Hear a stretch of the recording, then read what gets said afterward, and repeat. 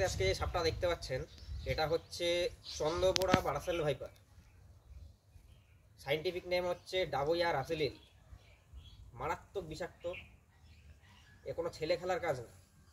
Proper training বা না জেনে কখনোই আমাদের মতন চেষ্টা করবেন না, এতে জীবনের ঝুঁকি হতে পারে। সাপটিকে কিছুক্ষণ আগে এখান থেকে রেস্কিউ করা হলো। এর ভিতরে যে ভেনাম কম্পোজিশন আছে সেটা হচ্ছে হিমোটক্সিক। এর ফলে যদি সাপটা কামড়ায় ব্লাড সেলের উপর এফেক্ট পড়ে, রক্ত জমাট বাঁধিয়ে দেয়। যে জায়গাটায় কামড়াবে কামড়ানোর স্থানটা যদি সময় মতো চিকিৎসা না করা হয় কেটে বাদ দেওয়া পর্যন্ত হতে পারে।